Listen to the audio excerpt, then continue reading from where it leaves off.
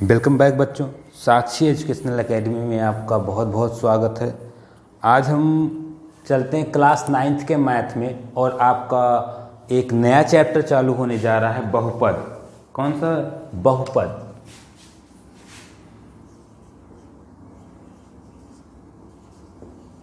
बहुपद जिसको इंग्लिश में कहते हैं पॉलिनोमियल्स।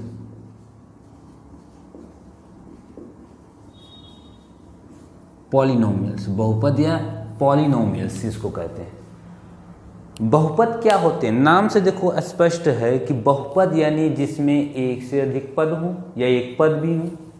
पद क्या होते हैं? सबसे पहले इसमें ध्यान देते हैं, दो चीजें होती हैं। एक क्या होता है आपका चर, जिसे हम कहते हैं वेरिएबल।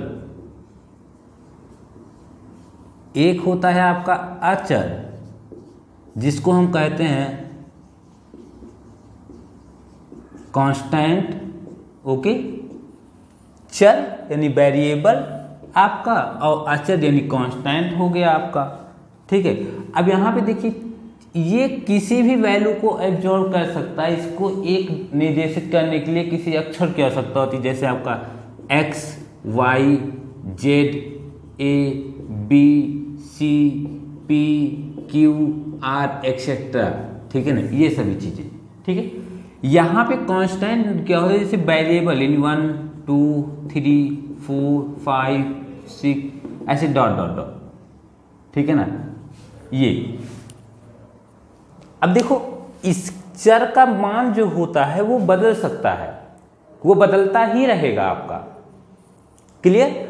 ये बदल यानी x की वैल्यू हम कुछ भी 0 to 1 0 to 9 कुछ भी रख सकते हैं, लेकिन यहां पे ध्यान देना, अचर का वैल्यू फिक्स होता है। वैल्यू चेंज, मान बदलता है, बदलेगा। और यहां पे क्या होती है? फिक्स होती है कि जो वैल्यू है वही वैल्यू आपकी क्या होगी, यहां पे रहेगी। क्लियर? अब बात करते हैं हम कि हमारा इन चर और अचर दोनों के मिश्रण से, दोनों से मिल के हमारा क्या होता है? एक बहुपद बनता है, एक इक्वेशन बनता है।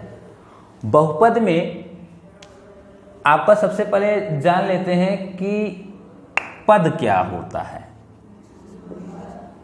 पद यानी इसी को बोलते हैं हम टर्म। टर्म क्या होता है? पद यानी टर्म क्या होता है? जैसे हमने लिखा एक इक्वेशन 3x² + 5x + 9। तो अब इसमें देखो, जो टर्म है वो टर्म क्या है, पद क्या है? एक 3x² है, एक 5x है, एक 9 है, ये है पद। अब पद के प्रकार, टाइप ऑफ टर्म,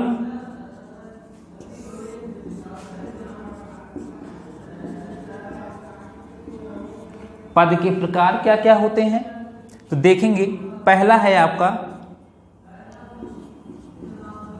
एक पदी, जिसको बोलते हैं हम मोनोमियल्स। ठीक है, एक पदी का मतलब होता है जिसमें सिर्फ एक ही पद हो। जैसे हुआ 5x², 6x², 8x, 9x, ये इस तरह के। ठीक है, एक ही पद हो उसमें। दूसरा क्या होता है? द्विपदी यानी बाइनोमियल। द्विपदी, दो पद में जैसे हुआ 5x + 6, 8x² + 9 etc। ठीक है ना, ये इस तरह के पद होने चाहिए। ये दो पदी हैं, ये देखो दो पद है ना, एक दो पद है। तीसरा है आपका त्रिपदी यानी ट्राइनोमियल। ट्राइनोमियल जैसे हुआ 5x² + 6x + 9 8x² plus 9x plus 6, देखो 3 पद है कि नहीं है आपका, ठीक है। तो इसे हम क्या कहते हैं, त्रिपदीय कहते हैं। क्या कहते हैं बच्चों, त्रिपदीय। तो ये चीज इतना समझ में आया, नोट करें, इतना नोट कर लीजिए आप लोग, आगे बताते हैं हम। चलिए आगे चलते हैं।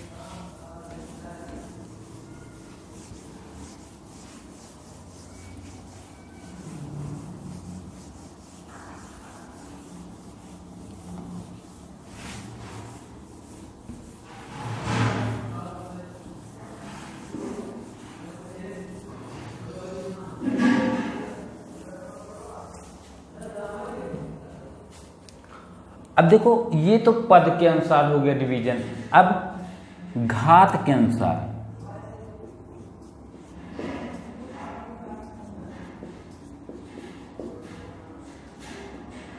अकॉर्डिंग टू पावर, ठीक है।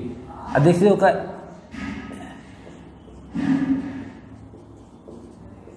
एक घातीय, जैसे होगा 5x प्लस 6, देखो एक घात है कि नहीं है x पे, ठीक है। जैसे 5x प्लस 6, देखो यहाँ पे x का एक ही घात है, यहाँ पे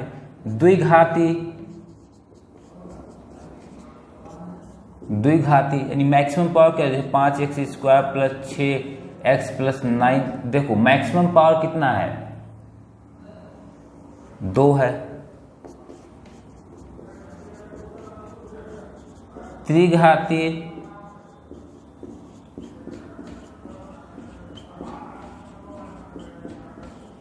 देखो मैक्सिमम पावर कितना है, 3 है, ठीक है। यहीं पे एक चीज और समझते हैं, बहुपद की घात, बहुपद की घात पावर ऑफ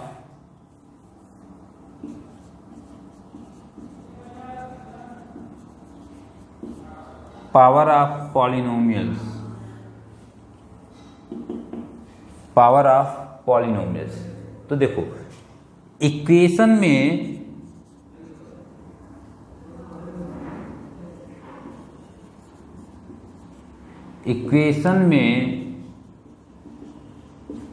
सबसे बड़ी घात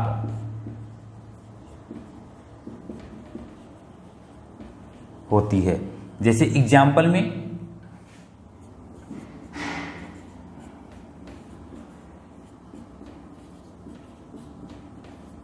6, तो इसमें क्या होगी, घात 8 हो जाएगी। कितनी होगी यहाँ पे, 8 होगी, क्योंकि देखो इस इक्वेशन में सबसे बड़ी पावर, सबसे बड़ी घात क्या है, 8 है, 8 है, तो ये हो जाएगा आपका 8। समझ में आया इतना चीज। अब आगे चलते हैं, हम ध्यान देते हैं कोफिशिएंट, गुणांक। कोफिशिएंट गुणांक क्या है, गुणांक देखो किसी भी चीज का जिसका गुणांक हम निकालते हैं उसी के पास की वैल्यू को, यानी देखो जैसे मान लो यहाँ पे है 5x² प्लस 6x प्लस 9, ऐसे है, पूछा गया कि कोफिशिएंट ऑफ x², यानी x² का गुणांक क्या होगा। देखो x² का गुणांक पूछा गया, तो x² के पास, यानी ऐसा नहीं प्लस माइनस में जो हो, नहीं, इसके पास जो एकदम इससे मल्टीपल में जो वैल्यू होगी वही होगी, यानी 5 क्या हो गया इसका, आपका ये आंसर हो गया 5। समझ में आया। x का पूछता, x के पास क्या है, 6 है, 6 हो जाता, ठीक है। अब एक आता है आपका शून्य बहुपद, शून्य बहुपद, जीरो पॉलिनोमियल, शून्य बहुपद। अब यहां पे ध्यान दीजिए, शून्य बहुपद क्या होगा, जो आपके इक्वेशन में जो लास्ट में अचर पद होता है ना, यानी क्या कहेंगे, कांस्टेंट वैल्यू ऑफ इक्वेशन, यानी अचर पद किसी समीकरण का, ठीक है, अचर पद किसी समीकरण का। तो अब इसमें से शून्य बहुपद क्या होगा, 9 हो गया, 9 होगा कि नहीं होगा, ये आपका क्लियर हुआ इतना चीज, ठीक है। अब आते हैं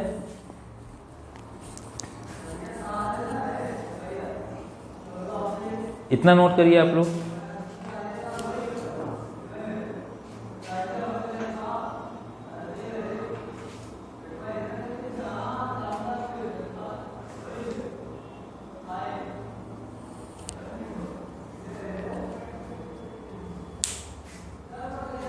ठीक है। इतना चीज हो गया आपका, इरेज करते हैं।